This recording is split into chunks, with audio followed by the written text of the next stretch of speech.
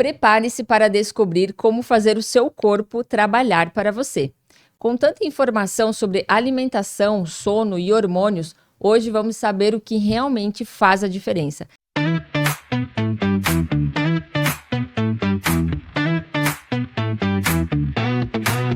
Sejam muito bem-vindos a mais um episódio do podcast Conexão Financeira. Eu sou Ivana, consultora de investimentos e host do podcast. E eu sou Bruno Pazeto, também consultor de investimentos e host do podcast. Para falar sobre esse assunto, a gente tem um convidado muito especial, o Eduardo Mendonça, que é médico anestesiologista, pós-graduado em nutrologia, medicina esportiva e hormonologia. Muito bem-vindo, Eduardo. Obrigado, Ivana. Obrigado, Bruno.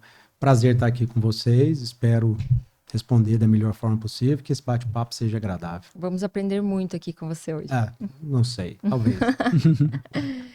Doutor Eduardo, antes da gente entrar efetivamente no assunto técnico, né? Conta pra gente como que você decidiu trabalhar com isso. Sim, essa é uma pergunta interessante. Eu fiz medicina aqui na Universidade Federal de Goiás, formei nos anos de 2005, e então eu decidi fazer anestesiologia, fiz aqui também. Trabalhando ao longo de quase 15, 17 anos com anestesiologia, eu praticamente sempre fiz a anestesia para a cirurgia plástica. E sempre trabalhei muito com essa questão do corpo, da estética, né? E uma coisa que me incomodava bastante era a quantidade de mulheres que não conseguiam manter o peso. Que vinham, faziam cirurgias muitas vezes em um peso errado, de uma forma inadequada, se expunha a riscos desnecessários e depois estava voltando a fazer novamente. Então, a manutenção do peso, o ganho de peso, uma coisa que sempre me incomodou muito, essa dificuldade que as pessoas têm, né? E a questão da obesidade, essa epidemia, que a gente observa há tanto tempo, que só no Covid, que ficou bastante evidente, também me incomodava muito, porque sempre que eu anestesiei um paciente obeso, era nítido que aquele paciente não estava bem, que ele estava muito doente. Não sei se você já dirigiu um carro desalinhado, desbalanceado em uma rodovia, que você tem que ficar o tempo todo tentando corrigir para não ir para o barranco.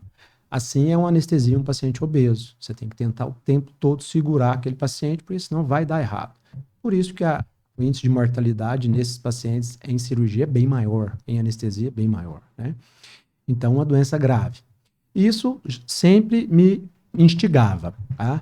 Então, depois de um tempo, fui para São Paulo, fui para o Einstein, minha primeira especialização foi em obesidade e emagrecimento, no Hospital Einstein de São Paulo, depois fui fazer nutrologia, depois fui fazer medicina esportiva e me enveredei por essas áreas aí dos estudos dos hormônios. E hoje lido com isso, tentando melhorar a vida dos meus pacientes. Ainda faço anestesiologia, com muito amor, mas praticamente tento melhorar a vida das pessoas de outra forma. Por isso que tua agenda é cheia. Foi difícil, tá? Não tanto.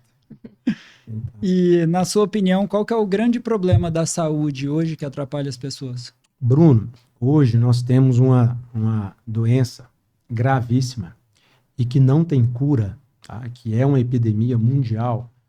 Antes de eu falar o nome dela, vou falar alguns dados para vocês terem a noção da importância. 1 em cada 4 brasileiros tem essa doença, tá?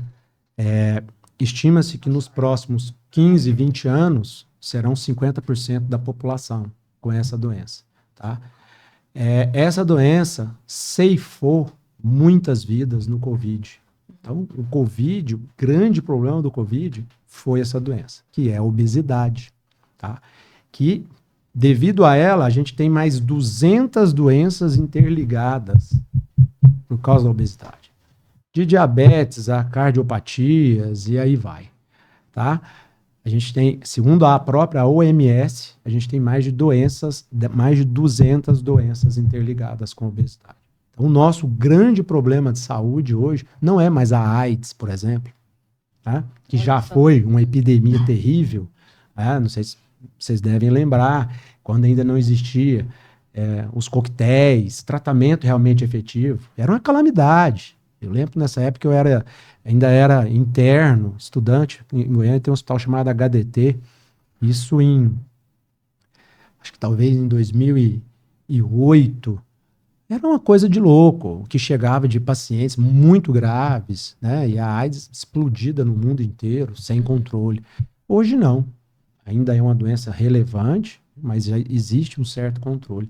Já a obesidade, a gente percebe que é uma curva ascendente que não para de crescer, né?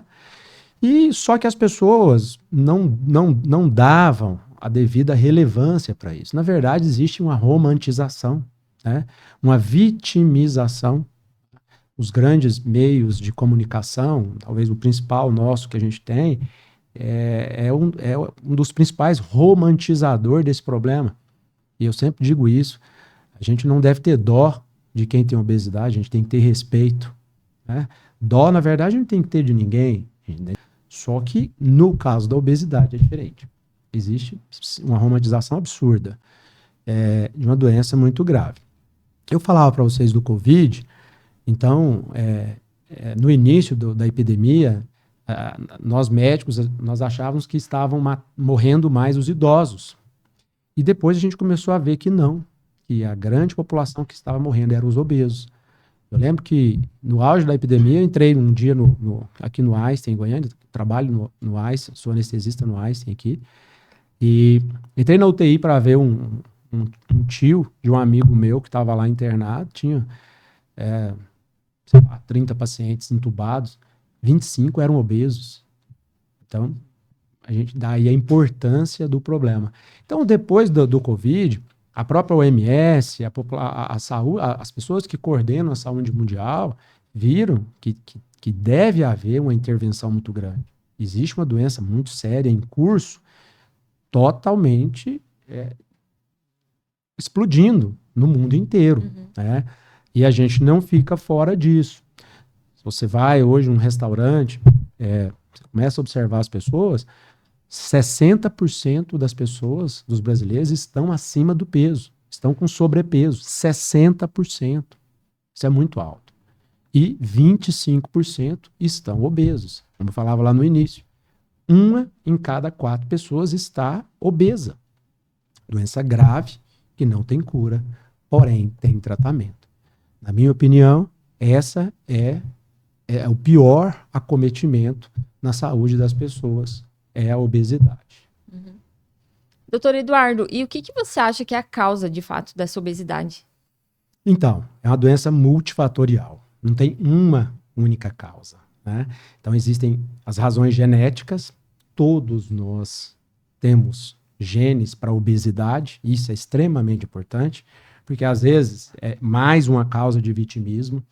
Às vezes o paciente que está obeso fala, mas eu tudo que eu como eu engordo, eu não consigo perder peso, eu sou diferente. Não, você não é diferente, você é igual a todo mundo. Todos nós temos uma seleção genética para a obesidade. É óbvio que existem alguns genes específicos que andam em algumas famílias que são mais preponderantes. Mas, de forma geral, nós fomos selecionados para armazenar energia. Isso é muito interessante. Tá? Por quê? Porque nós fazemos isso com os animais, tá? Para você entender como que armazenamento de energia é uma capacidade vital de extrema relevância. Qual que é o melhor boi? Aquele que ganha peso mais rápido. Qual que é o melhor porco? Melhor frango?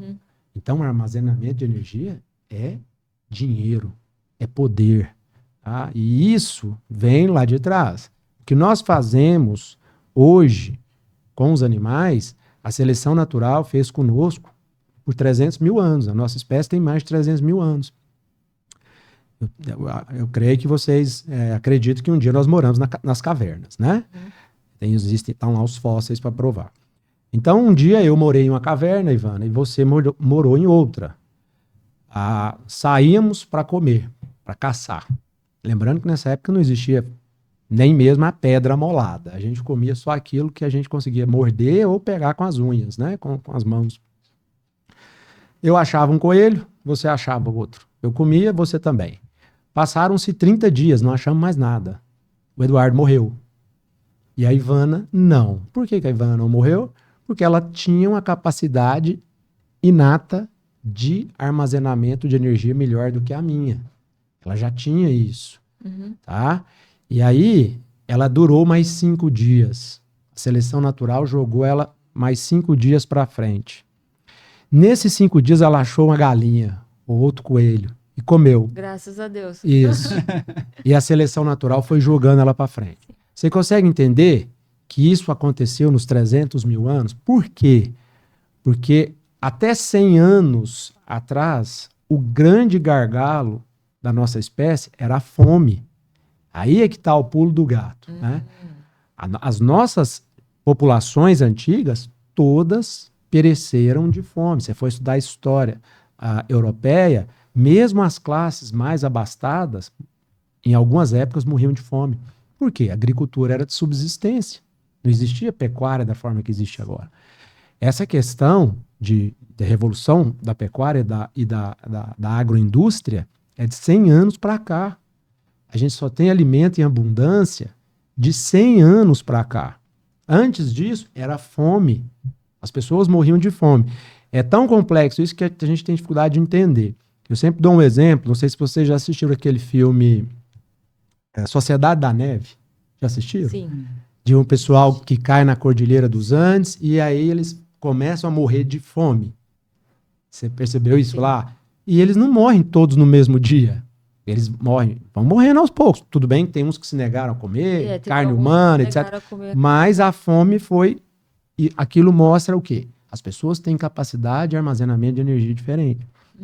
Então, isso aconteceu ao longo de toda a formação da nossa espécie. Então, nós somos seres geneticamente selecionados para engordar, para armazenar energia. Porém, de 100 anos para trás, tinha pouca comida. De 100 anos para cá, um ambiente extremamente obesogênico. Fartura. Tá? Fartura de comida. Aí é que começou o problema, né? Então, esse é um dos grandes motivos. Uma genética extremamente selecionada com um ambiente extremamente obesogênico. Aí você vai pegar em regiões, o Brasil, uma cultura alimentar muito ruim. Nós somos um país muito pobre ainda. Então, a maioria das pessoas tem uma origem muito pobre e tem uma educação alimentar muito ruim. Por mais que, às vezes, agora esteja em uma situação econômica melhor, você não consegue limpar isso, de repente, da cabeça do sujeito. Aquela herança alimentar que ele traz lá da infância, aquilo permanece. E é uma cultura péssima, muito ligada à comida ruim, comida de baixa qualidade, né? Esse é um outro fator importante. O outro fator é realmente a pobreza ainda que nós vemos. Um país pobre, as pessoas vão comer o quê? Comida barata. Comida barata é a comida que mais engorda. Tá? Então, hoje, é interessante isso, né? Há 50 anos atrás, as pessoas, as classes mais pobres, elas não tinham tanto esse problema de obesidade. Mas hoje começou a inverter. Nas classes B e C, a obesidade está mais presente, ela cresce mais rápido. Por quê? Porque a comida ficou barata, ficou abundante. Porém, a comida barata é a comida ruim. Bolacha, exatamente. É a comida que as pessoas... Exato. Exato. Então, uma doença multifatorial, difícil controle, mas que tem tratamento. Então, já falando de outro tema que você tinha citado, não pode existir o vitimismo. Existe tratamento, sim. Tá? Eu costumo dizer que problema é aquilo que não tem solução. O que tem solução não é problema. É falta de enfrentamento, é falta de coragem, às vezes é covardia, às vezes é falta de resiliência, às vezes falta de dinheiro, tá? Mas tem solução. Né? E aí cada um vai procurar os seus meios, né? O negócio, às vezes, é a pessoa ter acesso àquela solução, né? Exatamente. Querer também, né? Então, em um país pobre, isso é mais evidente. Mas se você pega, por exemplo, o advento das canetinhas emagrecedoras, né? O primeiro aí, o a semaglutida, o Ozempic, Agora Eu ia o perguntar. Monjar. o Vamos lá, Wegovy, pergunta polêmica. o E as Mounjaro, canetinhas? né? Essas medicações surgiram primeiro lá nos Estados Unidos e as pessoas lá têm mais condições de usar.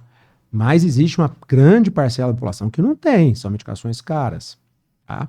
E aí, uma coisa muito interessante que tem ocorrido, na classe A americana, nas elites, você percebe pela primeira vez na história um achatamento da curva de obesidade. Ela parou de crescer.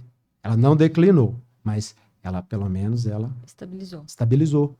E na classe B e C americana, ela continua crescendo. Isso mostra o quê?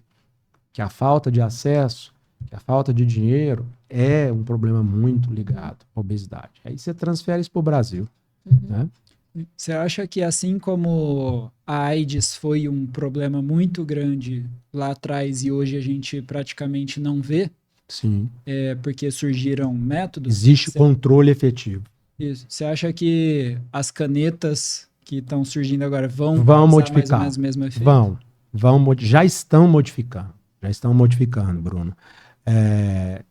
Não querendo dizer que as canetas são milagrosas, tá? Nós vamos falar isso depois. E nem que são a melhor saída não, também. Não, na verdade não é que são a melhor, é que são a única saída. Ela faz parte de uma saída, né? Mas o que elas representam? Uma nova abordagem de tratamento eficaz. Antes dessas medicações, as outras medicações emagrecedoras eram muito rudimentares, resultados muito ruins. Se você pegar aí a BUP, né, que muita gente usou para emagrecer, ou alguns outros estimulantes, os emagrecedores tradicionais, resultado péssimo. Tá? O que existia, na verdade, era a cirurgia bariátrica. Tá? O que realmente tratava uma parcela da população era a cirurgia bariátrica, porque a gente sabe que mesmo o paciente que faz cirurgia bariátrica, 50% deles voltam para o peso anterior. Mas 50% consegue se tornar magros, então não tem como você falar que esse tratamento não é efetivo. Uhum. Ele é efetivo, mas aí pesar o custo-benefício, as complicações dessa cirurgia, as complicações precoces, as complicações tardias, a cirurgia bariátrica continua com um lugar importante dela. Uhum. Mas hoje a gente tem novas opções. Essas medicações, elas são realmente um grande avanço. E vai aumentar mais essa questão, porque estão surgindo novas medicações e até mais potentes. E elas são realmente parte, talvez, central ali do tratamento. Né? Também não é para qualquer um sair comprando e fazer uso, né? Não. Eu digo assim, eu costumo dizer isso para os meus pacientes. O Mounjaro, ele é uma muleta. Aí você fala, então ele não presta. Muleta, porque a gente tem essa questão pejorativa, né? Muleta. Exato. Você fala, agora você falou tudo. Não sei se você já operou o joelho. Já quebrei a coluna. Eu já operei o joelho e já quebrei a coluna. Eu operei o joelho e para eu andar precisava de muleta. Então, era imprescindível. Sem a muleta ia estar Sem a muleta não dava, não ia. Ela fazia parte do tratamento. Até eu conseguir pôr o pé no chão, conseguir firmar, ter equilíbrio, ter propriocepção, ter segurança, andar sozinho, ter reforço muscular durante 45, 60 dias, eu precisei. Mas depois eu me tornei independente novamente e joguei essa muleta fora. Uhum. Mas existe o paciente que amputa a perna. Esse paciente vai precisar da muleta o resto da vida. Assim é o Mounjaro. Se você encarar, quando eu falo Mounjaro, eu quero dizer essas medicações, tá? Se você encarar essas medicações como uma muleta para quem amputou a perna, você vai usá-la pro resto da vida. E a gente já sabe que tem pacientes que vão precisar. Assim como o paciente que tem uma hipertensão arterial e que vai precisar tomar um antihipertensivo até o final da vida, alguns pacientes com diagnóstico de obesidade, eles não vão conseguir ficar sem essas medicações. Não vão. É o ideal? Não. Mas é melhor que você tome a medicação e controle a doença do que você continue obeso. Uhum. Mas o ideal é o quê? O que nós chamamos de mudança de comportamento. Você usar a medicação e mudar os seus hábitos. Aí vem um monte de outras perguntas que você já me falou aqui, tá? Mudar os seus hábitos, passar a ser uma pessoa saudável. Não é querer ser uma pessoa mais bonita. Nós não estamos falando de estética. Nós estamos falando de ser magro. Para você ser saudável, você precisa ser magro. Não adianta, tá? Mas eu conheço uma pessoa que ela é obesa, que os exames ainda estão normais. Ainda estão normais. É o que nós chamamos de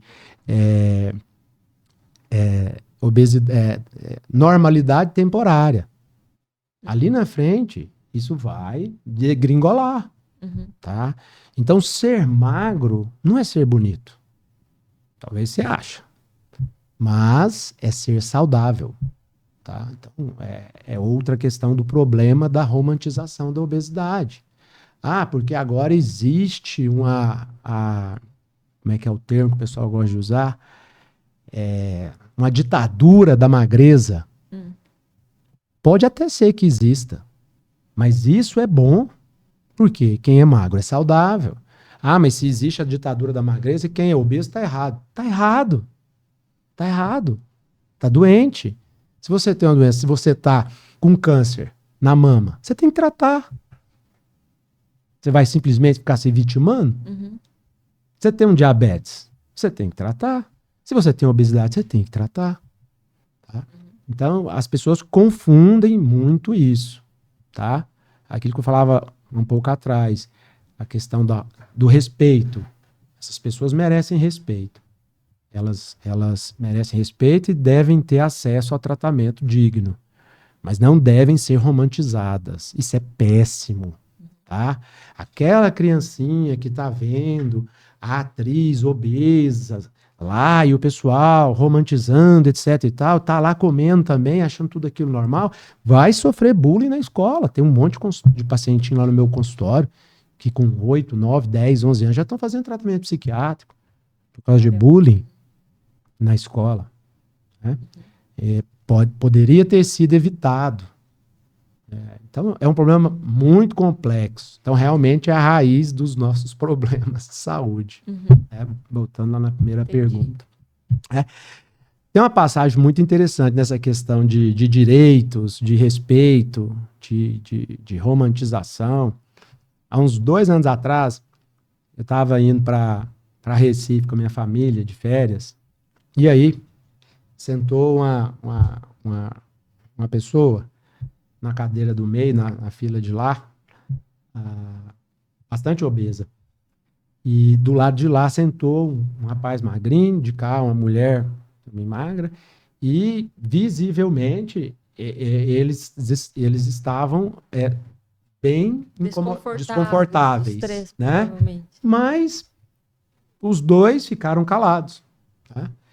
E aí, quando passou uma aeromoça, a pessoa obesa chamou e reclamou que ela queria um lugar que tivesse 2 assentos para ela. Ela não estava se sentindo bem, né? E o avião estava lotado, não tinha lugar disponível. E aí falou para ela e ela não aceitou. Que virou um barraco, uma confusão danada, né? Enfim, a leitura que eu faço disso. Continuou daquele jeito que estava. Logo depois veio os lanches. Ela tomou uma coca, tomou 2 cocas, tomou 3 cocas, tomou 5, 6, 7 copos de coca. E bolacha. Caramba. E bolacha. E bolacha. E a gente observando. Então, aquela história. É muito fácil também você cobrar das pessoas a respeito do seu problema. E o que você faz para você a respeito do seu problema? Né? Será que há um enfrentamento ali dessa doença? Porque diante de uma situação que você está vendo que realmente você está sendo prejudicado, você está desconfortável, você está num lugar realmente pequeno para você, Mas logo depois, você faz tudo para essa situação continuar. Uhum. Faz sentido? Né? Pois é, uma boa reflexão aqui para nós. Uma boa reflexão. Agora, doutor Eduardo, Sim. o que de fato é um corpo performando bem? Porque quando a gente fala em performance, já vem, né? É um atleta, é alguém que meteu o shape. Em primeiro mas lugar, uma pessoa normal, né? O que é a definição de atleta? Muitas vezes a gente pensa, não, atleta é o Sinner, é o Djokovic, que está lá ganhando tudo, né? Uhum. Não, atleta é uma pessoa que treina 4 vezes ou mais por semana. Essa pessoa é considerada um atleta, tá? Eu costumo dizer que, na minha visão, a nutrologia, ela se ramifica em 5 pilares principais. Primeiro, alimentação, atividade física, sono, gerenciamento de estresse e equilíbrio hormonal.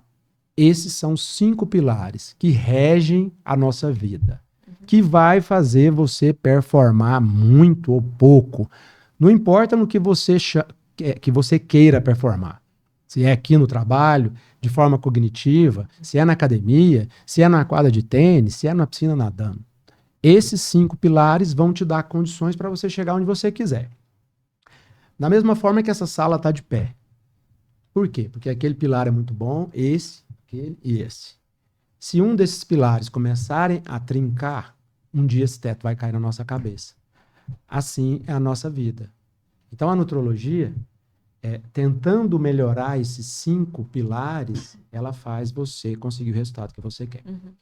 É interessante que aqui, às vezes uma paciente está muito bem, está muito bonita lá na academia, às vezes a amiga dela vê e pergunta, quem que é o seu médico? Não, fulano. Aí ela chega lá no consultório. Olha, Eduardo, eu quero o remédio da Ivana. A Ivana está muito bem, passa o remédio dela para mim. Sempre é alguma coisa que a pessoa tomou, né? Sim. Não é? Esse remédio não existe. Uhum. Não existe o remédio da Ivana. Existe um equilíbrio entre esses 5 pilares. Uhum. Tá? Então, a pessoa que se equilibra pelo menos 80% de forma satisfatória nesses 5 aqui, aí é a nossa grande meta, é a minha grande... fugiu a palavra. Objetivo? Não? Não é nem objetivo. É onde eu quero fazer o paciente ser melhor. Uhum. É tentar fazer ele se equilibrar nesses 5 pilares. Né? Se eu conseguir isso, essa pessoa vai ter o que ela quer. Uhum. A Ivana quer pesar 60 quilos, quer ter 18% de gordura corporal. Ela vai conseguir. Não, ela quer ter 40 quilos de massa muscular. Nós vamos conseguir. Tá? Mas não é comendo bolo que eu gosto lá com café. Não. Eu já sei. É destrinchando. Exatamente. A alimentação é só um ponto, por exemplo, da minha consulta. Ela é só um ponto. Uhum. Né?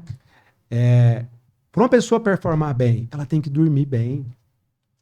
O sono é aonde a gente restaura o nosso organismo.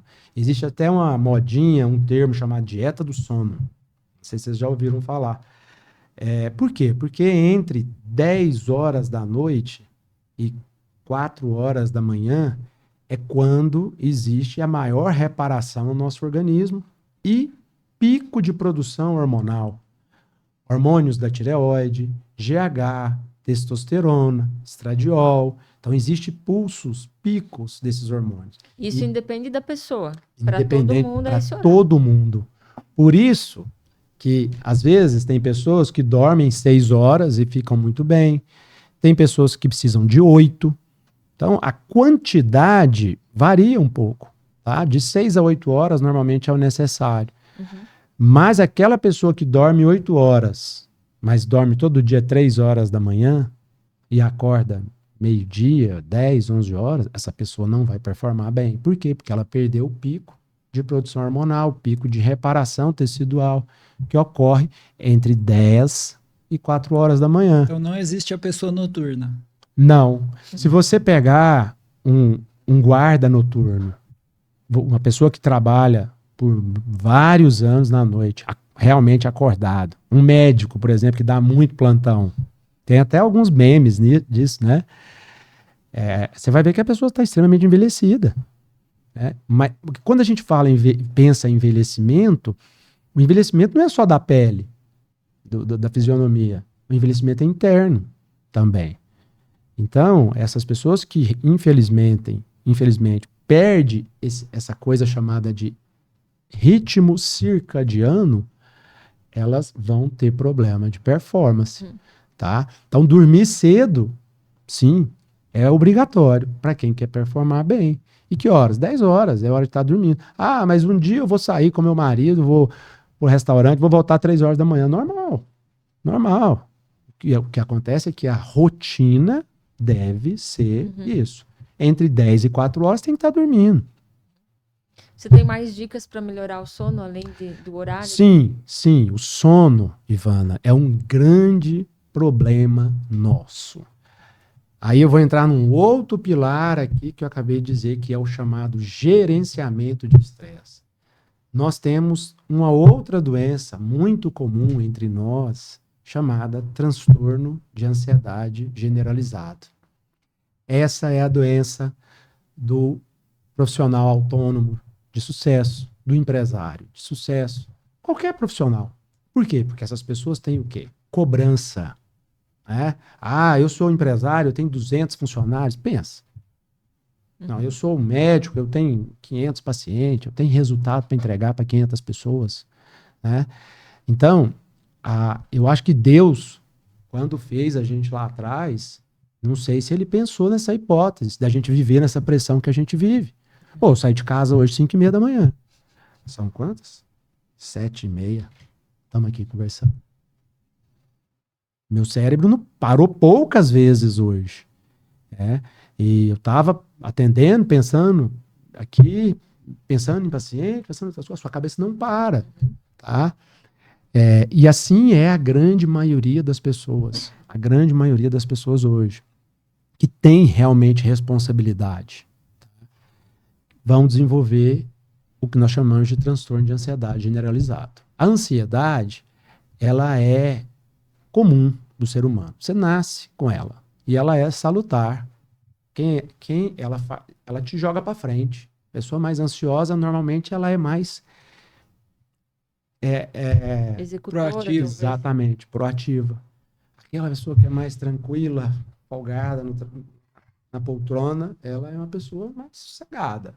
Talvez ela não progrida tanto, né? Então, a ansiedade, ela é, sim, uma característica salutar. O problema é o desequilíbrio. Quando ela começa a ficar muito exaltada, você começa a ter problema de relações. Você começa a ter problema de relação no seu trabalho, com seu marido, com seus filhos, com sua família, com seus amigos.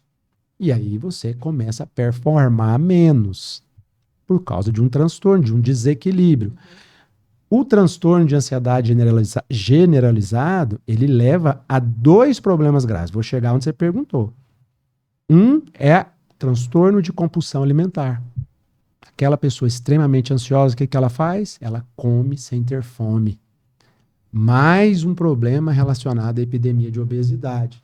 Nós mudamos nosso estilo de vida.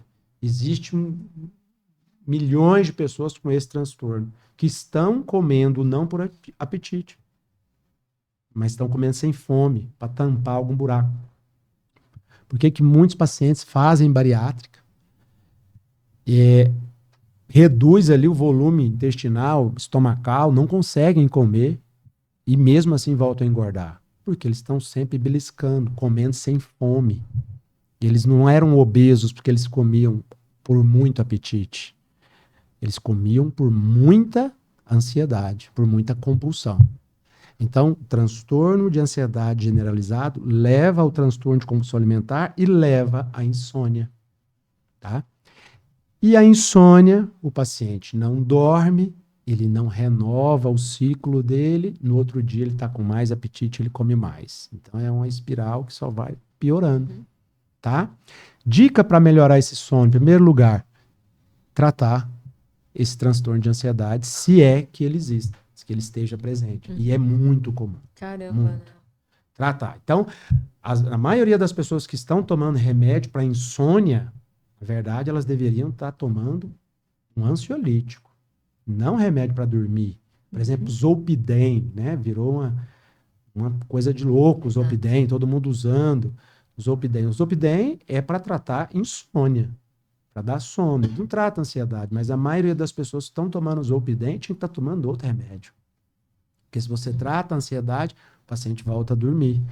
Porque ele coloca a cabeça no travesseiro e ele consegue dormir. Ele não fica pensando em problema, em besteira. E rodando. Quando ele olha, dá 2 horas da manhã, ele está pensando em problema que ele sabe que ele não vai resolver ali deitado, mas ele não consegue desvincular daqueles problemas.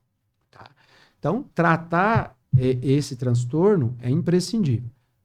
Aí existem outras coisas que nós chamamos de higiene do sono. Tá? Hoje, isso daqui é um grande problema. Tá? Por quê? Porque o nosso corpo ele é muito inteligente. Voltando na história do ritmo circadiano, o nosso corpo, ele, pela iluminação natural, ele entende qual é a hora de ficar acordado, qual é a hora de dormir. Então, o dia vai acabando, vai diminuindo a iluminação do sol, essa radiação que chega para você pelos seus olhos, ela começa a diminuir e o seu cérebro começa a entender que é hora de dormir, que é hora de descansar. Fica escuro, fica à noite, ele entende mais ainda. Mas aí dá 9, 10 horas da noite, você pega o celular e põe aqui na sua cara. Você manda iluminação forte para você. O que seu cérebro entende? Opa, tá de dia. Não vou dormir. Além disso, isso aqui traz uma série de problemas, né? Toda hora chega um problema. Se você tá lá 10 horas da noite tentando dormir, se eu abrir aqui, vai ter 15 mensagens paciente. E aí, 10 horas da noite eu vou responder. Porque se eu ver, eu vou responder. Né? Não tem nada urgente, mas eu vou responder. E aí a sua cabeça começa a ficar a milhão. Né? Então, isso chama-se higiene do sono. Deu 9 horas da noite, aquilo que você tinha para resolver, você resolveu. Você não resolveu, põe no silencioso, põe lá no banheiro. Porque senão fica vibrando no seu criado, você ainda fica pegando e olhando, né?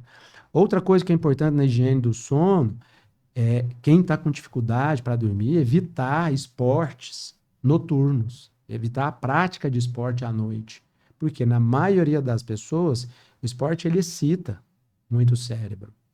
E aí essa pessoa não consegue relaxar, ela demora para relaxar. Não sei se pratica algum esporte, mas às vezes você vai participar de um campeonato à noite, por exemplo, eu jogo tênis, e tem jogo 8 horas da noite, dá 11 horas eu não consigo dormir, meu cérebro está fritando ainda. Sim. Né? Mas se eu jogo de manhã, não sinto nada. Eu tinha o hábito de treinar na academia de 9 às 10 da noite, que era o horário que saía do trabalho, fazia o que tinha que fazer, 9 horas ia para academia, saía às 10. Não conseguia dormir antes da meia-noite. Porque é uma atividade física que também te excita. Então, toda atividade que faz excitação cerebral, ela é ruim para o sono. Né? Algumas medicações também. Por exemplo, quem tem TDAH ou quem mesmo com obesidade, o Venvanse é uma medicação hoje muito utilizada, até é liberada, inclusive, para o tratamento de obesidade. Se você tomar ela depois do almoço, você não vai dormir. Por quê? Porque é um estimulante.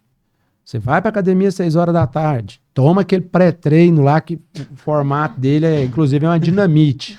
Outro dia eu vi um desse jeito, formar um pré-treino. É efedrina e cafeína pura. Você não vai dormir. O próprio café. Para algumas pessoas não faz diferença. Eu conheço, tem paciente que toma café e dorme. Eu mesmo, se eu tomar café à tarde ou à noite, eu não vou dormir. Porque tem pessoas que são metabolizadores lentos de cafeína. O efeito vai prolongando. Eu até percebo que eu não tenho problema para dormir, mas a minha noite é agitada. Sim. Eu não tenho um sono reparador quando eu tomo café à tarde. Exatamente. Assim. Porque o cérebro fica mais excitado. Outra coisa que deixa o cérebro muito excitado à noite, aí, acho que você me falou essa pergunta lá no fundo, mas eu vou antecipar. Uma dica. Tem muita gente que não coloca carboidrato à noite, principalmente quem está querendo emagrecer, perder peso, perder gordura, reduz demais e tira o carboidrato da noite, total. E isso é péssimo. Por quê? Porque o cérebro, o neurônio, ele é extremamente exigente em relação à fonte de energia. Ele só aceita glicose. E aí, se você tira o carboidrato da noite, sua glicose baixa, o carboidrato do jantar, e durante o sono essa glicose começa a baixar, ele se excita. Ele fica excitado. Cetogênica agora vai... Exato. Tremendo. Exato. Por isso que tem muitas pessoas que não conseguem fazer. Justamente porque não conseguem dormir. Uhum. Tá? Então, assim, o sono assim, é um dos pilares de você ter a melhor performance. Sem ele, você não vai conseguir. Agora, aquele paciente que realmente tem uma insônia mesmo, verdadeira, e aí, Eduardo, a gente passa uma medicação controlada para esse paciente? Sim. É melhor que você tome uma medicação de receita azul ou de uso controlado e durma, do que ficar sem dormir. Uhum. Legal. Então, falamos aqui sobre sono, sobre alimentação. Você falou dos 5 pilares ali. E eu até anotei aqui porque eu achei interessante. Sono, gerenciamento de estresse, nutrição, exercício e outro. É sono, gerenciamento de estresse, atividade física, alimentação e equilíbrio hormonal. Equilíbrio hormonal. Sim, porque os hormônios são os grandes maestros do nosso corpo, né? Uhum. Eles que fazem muitas coisas funcionarem ou não. Uma delas é o nosso metabolismo, extremamente dependente da parte hormonal, da parte de vitaminas, né? Então, é interessante. A gente está sempre fazendo o equilíbrio. E quando eu falo equilíbrio, tá, gente? Equilíbrio significa dar o que o corpo precisa e não dar mais, tá? Não fazer overdose de hormônio. Depois a gente entra nesse detalhe mais para frente. Modulação hormonal é um tema que ainda tem muitos mitos, né? Sim. De forma simples, o que é essa modulação hormonal? Para que ela é indicada? Então, Bruno, qual que é o maior mito? O maior mito é porque sempre se existiu, o que eu acabei de dizer agora, na verdade, uma overdose de hormônio. As pessoas sempre, em busca de um shape, em busca de uma vitalidade maior, de uma performance melhor, buscavam o uso, buscam o uso inadvertido dos hormônios. A pessoa às vezes fala que vai fazer reposição e não é reposição. Põe o dobro de testosterona que devia ter. Sim, passa por aí, tá? Eu costumo dizer que os hormônios são, quando você está receitando para um paciente, são medicações iguais quaisquer outras. Se eu te passo uma medicação e ela tem indicação, por mais que ela possa ter efeito colateral, e aí para eu te receitar essa medicação, é lógico que a gente pesa o custo-benefício, tá? Você tem que usar. Mas se não tem indicação, é veneno. A diferença do remédio para o veneno é a dose e a indicação. Os hormônios é a mesma coisa, tá? Tá com febre, 40 graus de febre. Precisa tomar dipirona, precisa tomar Novalgina. Mas quando eu tomo Novalgina eu tenho que ficar deitada, me dá muita moleza. Esse é o preço que se paga da Novalgina. É o custo-benefício que a gente avalia. Mas você vai ficar com febre, vai esperar chegar, dar uma convulsão, o paciente ter uma convulsão para você tratar? Então, tem indicação, tem que usar. Eu não vou usar mesmo se mandar porque eu sou alérgico. Exato. A gente vai buscar outra opção. Pode mandar o tanto quiser então, eu tomar de dipirona que eu não vou tomar não. Vai tomar outro antitérmico, né? Paracetamol. Mas enfim, a modulação hormonal é um termo que hoje as pessoas, até alguns grupos de médicos tentam denigrir, porque essa questão da hormonologia, do estudo dos hormônios, é uma coisa ainda cheia de meias verdades e grandes mentiras, tá?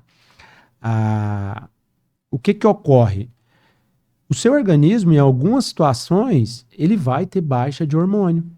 Por exemplo, existe uma doença chamada hipotiroidismo, que é quando a tireoide simplesmente para de trabalhar. muitas vezes sem motivo, tá? Ela parou. E a tireoide produz alguns hormônios que são essenciais do metabolismo.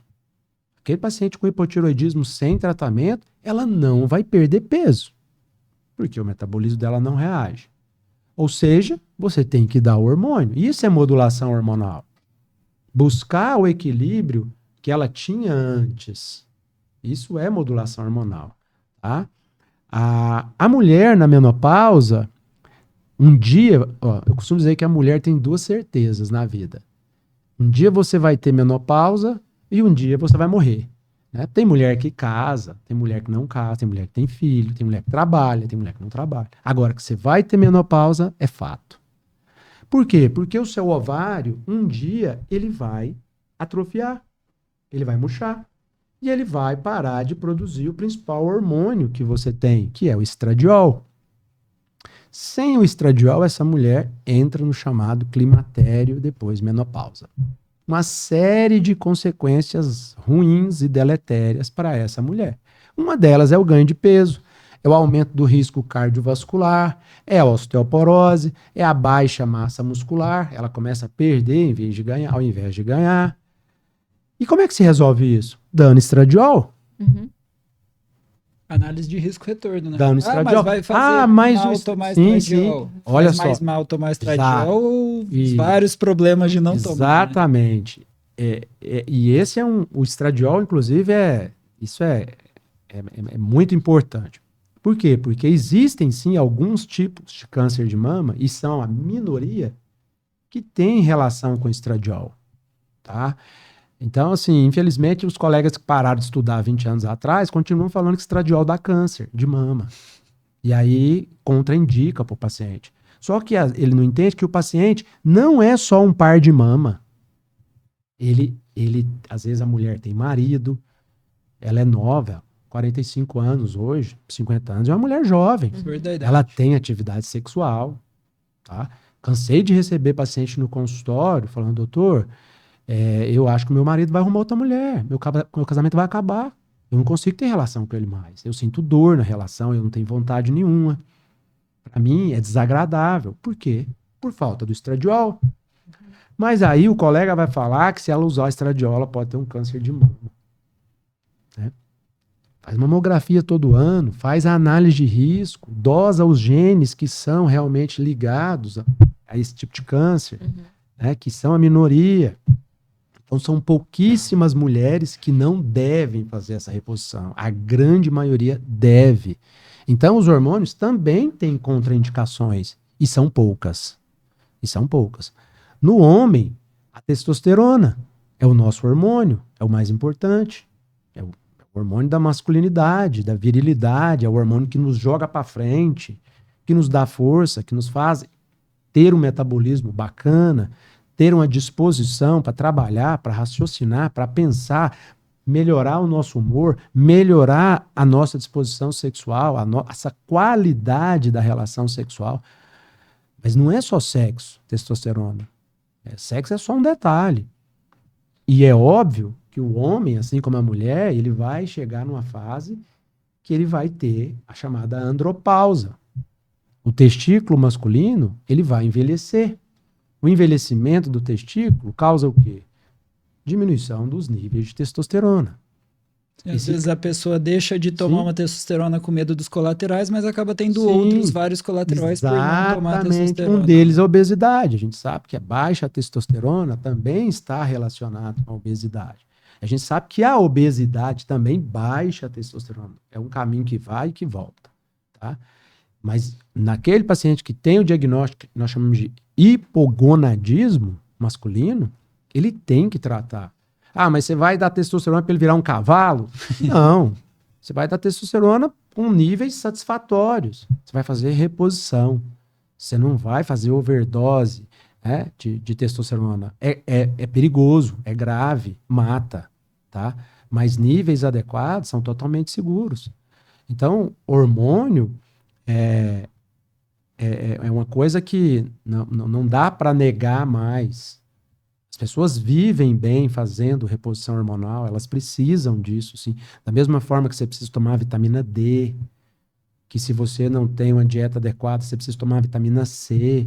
Se você não come carne vermelha, você precisa repor B12. Mas se você faz tudo isso, você não tem que tomar nada disso. A gente só repõe aquilo que está faltando. Que não está faltando, não precisa. Não adianta sair comprando tudo e tomando. Não. E dá problema, dá problema.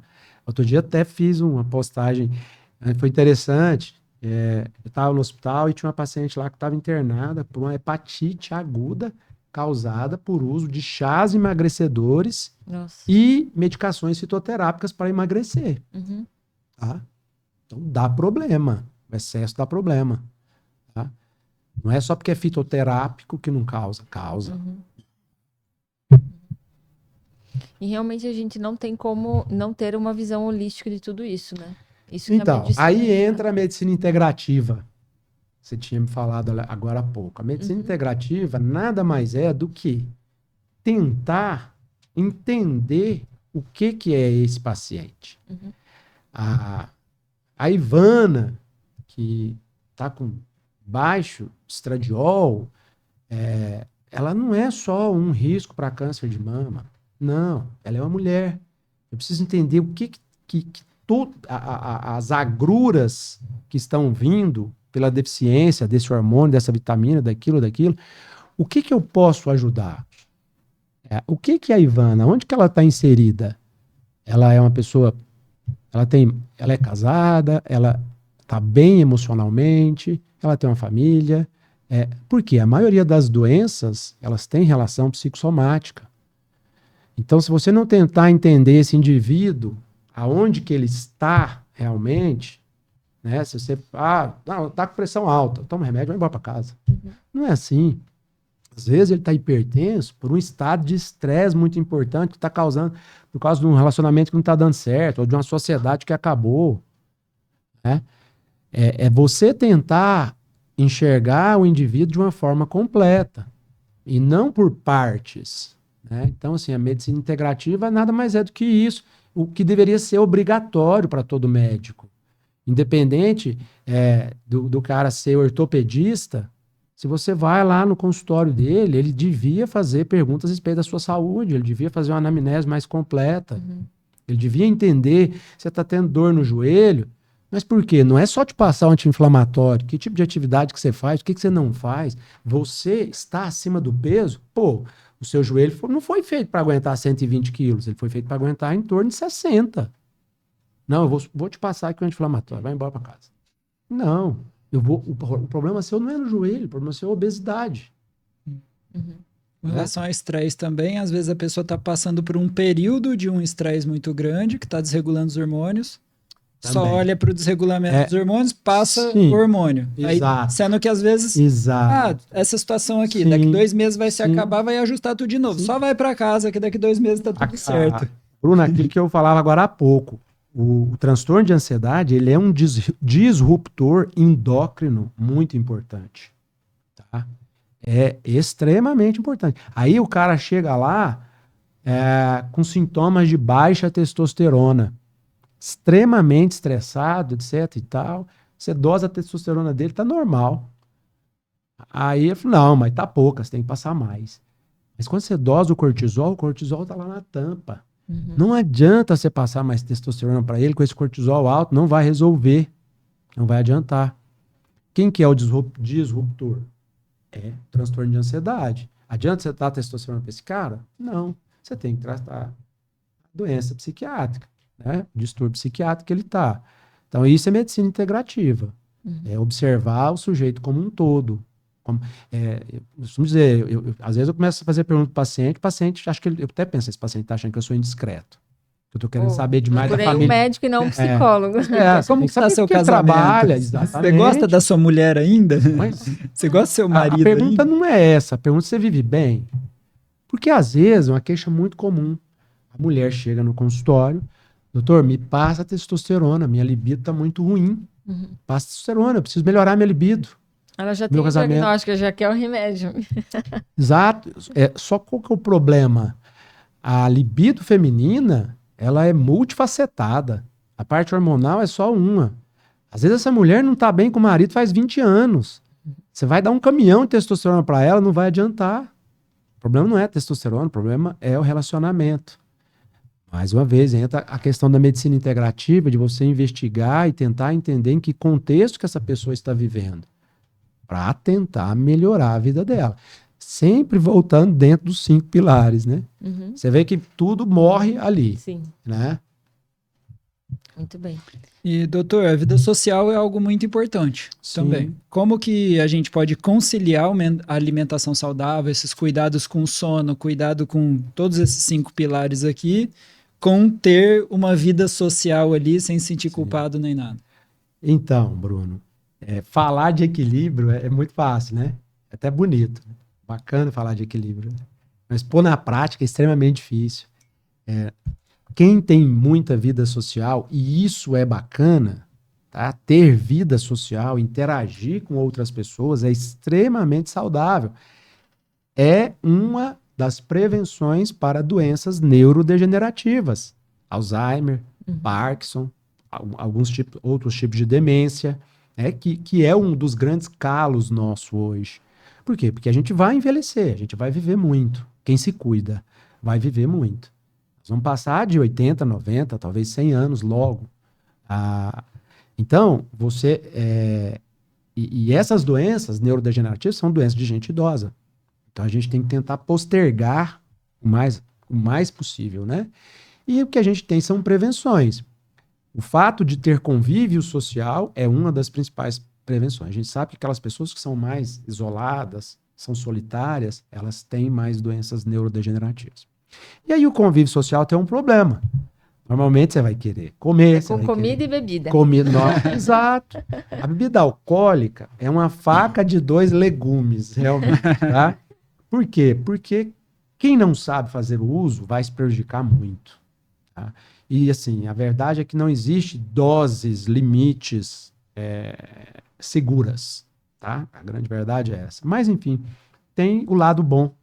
A bebida alcoólica, ela te distrai, ela te diverte, ela te socializa, ela te coloca, às vezes, para conversar com o seu marido, com a sua mulher, né? Ela te relaxa, e isso é muito importante. Ela faz reset mental, que o esporte também faz. Você está ali tomando uma cerveja, conversando com um amigo seu, você está esquecendo dos seus problemas.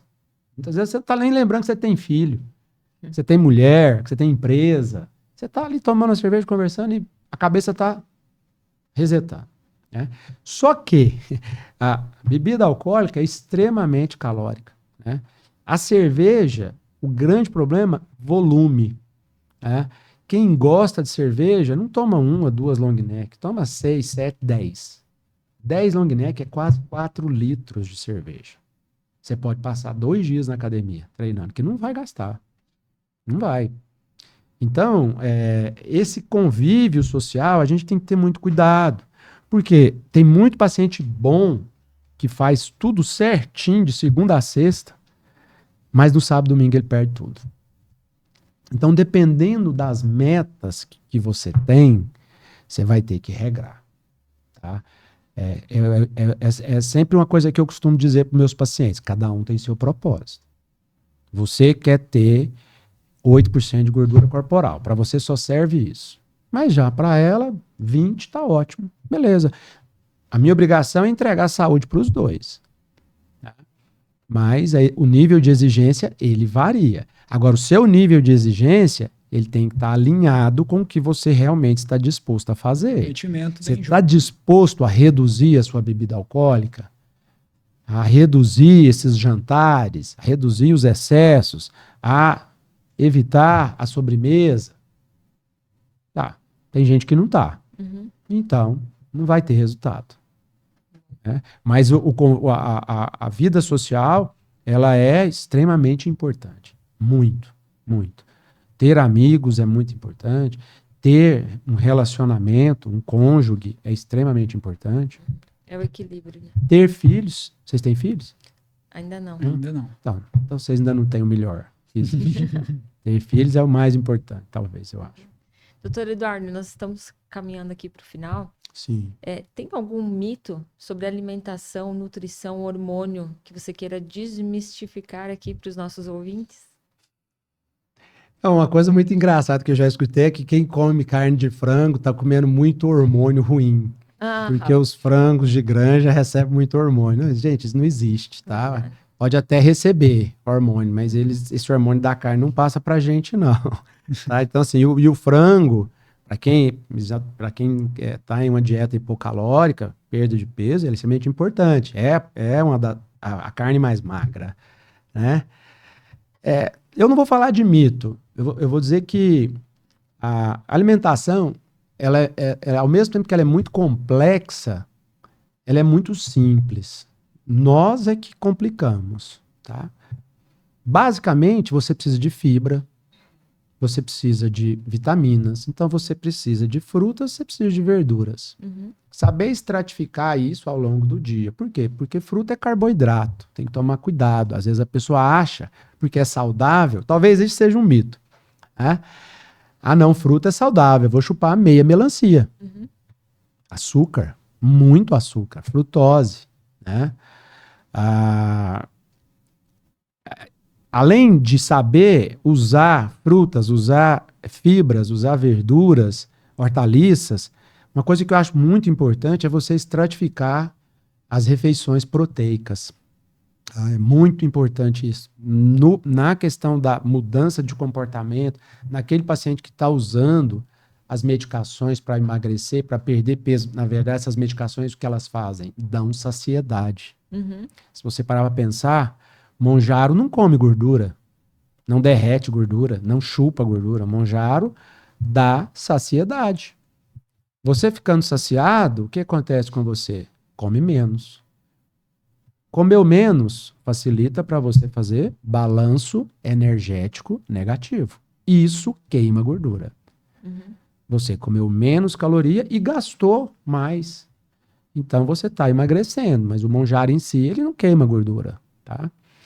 Então a gente deve buscar estratégias para substituir esse mecanismo saciatório, para você conseguir ficar sem essas medicações. E um dos principais é estratificar as refeições proteicas. Por quê? Porque quem dá saciedade é proteína. E normalmente a gente come menos proteína do que deveria. Exatamente. Você saber bater as suas metas proteicas e ter pelo menos 4 refeições vai te dar muita saciedade, tá? Um exemplo que eu gosto de dar para os meus pacientes é que quando você vai numa churrascaria e você gosta muito de carne, um rodízio muito bom. Aí você come aquele tanto de carne, quando você sai, o que você pensa? Nossa, eu quero ficar uns 2 dias sem comer. Não é assim? Por quê? Por causa da quantidade de proteína que você comeu, de carne, que te deu uma sensação extrema de saciedade. Mas se você vai com seu esposo lá no restaurante italiano e come uma pratada de macarrão, um prato caprichado de macarrão. Chega em casa com fome já. Às vezes você chega em casa com fome, se você ficar lá muito tempo. Porque o carboidrato não dá saciedade. Então, não é defender, tem essa história, dieta low carb. Não, não é isso. É procurar mecanismos que dão saciedade. Então, a proteína, em primeiro lugar, ela dá saciedade. Em segundo lugar, ela faz a construção dos nossos músculos, que é o que mantém a nossa taxa de metabolismo basal, que é o que mantém você gastando energia, mesmo parada. Então, deve haver essa estratificação. Tem que conversar com o seu médico, com a sua nutricionista, como é que você vai estratificar isso daí. Se você não tiver proteína de manhã, café da manhã, você vai quebrar no almoço. Se você não tiver um lanche da tarde repleto de proteína, você vai quebrar no jantar. Tá? Então, isso é muito importante para quem quer ficar sem essas medicações e quem quer se educar. Tá? Além disso, a proteína também ela tem o que nós chamamos de balanço energético negativo. Muitas vezes ela vai te dar menos energia do que você gastou para realmente digerir e absorver ela. Isso é interessante. Muito legal. A gente tem uma dinâmica aqui no podcast, a gente pede para o convidado falar em 30 segundos ali o que ele faz e tudo mais. Então, se você puder falar para quem estiver assistindo em 30 segundos. 30? Vai ser pouco. Cronometrando. Vou fazer o seguinte, eu vou falar em 1,50, depois vocês aceleram. Põe aquele negocinho que acelera, né? Então, o que eu... soltou? Sim. O que a gente tenta fazer é fazer as pessoas viverem melhor. Essa é a meta. Infelizmente, a maioria das pessoas não vivem bem. A gente que está no consultório, a gente que recebe, e ali quando você está no tete, o paciente está no tete a tete com você, ele te conta coisa que ele não conta para a mulher dele, que ele não conta para o amigo dele, mas para você ele conta. Então a maioria das pessoas não vivem bem por causas evitáveis ou por situações que têm solução, que podem melhorar. Então, trazer uma pessoa para uma vida plena e saudável, né? E saúde não é apenas ausência de doença. Saúde é um completo bem-estar físico, psíquico e social. Fazer essa pessoa viver bem é a meta. Uhum. Trazer saúde, trazer felicidade, é isso que a gente quer. Maravilha. Maravilha. Doutor Eduardo, como as pessoas te encontram nas redes sociais? Ah, na Globo. Coisa boa. Eu tenho Instagram, né, mas eu não sou tanto assim de rede social. Eu não tenho Twitter. Acho que talvez eu tenha YouTube, eu acho. Nem sei. Acho que já fizeram isso para mim uma vez. Mas é principalmente no Instagram. Uhum. Doutor Edu Mendonça. Acho que é isso mesmo. Legal. Depois a gente coloca escrito, porque de cabeça também não sei Tá se bom, tá a gente certo. coloca assim. Bruno, como as pessoas se encontram? As pessoas me encontram no Instagram, no bruno.pazeto, com Z e um T. E vocês me encontram no @IvanaBosaColim em todas as redes sociais. Doutor Eduardo, muito obrigada por ter aceito o nosso convite. Foi uma conversa muito legal. Acho que a gente ficaria mais umas 2 horas aqui, com certeza. A gente tem que liberar ele para dormir mais também. alguns dias aqui. Esse Mas eu assunto tenho que bom. dormir até 10 horas, É. então... Eu também. Muito obrigada. Mas é legal. Contem sempre comigo, quando precisarem, eu estou à disposição. Esse assunto é muito gostoso. Obrigado.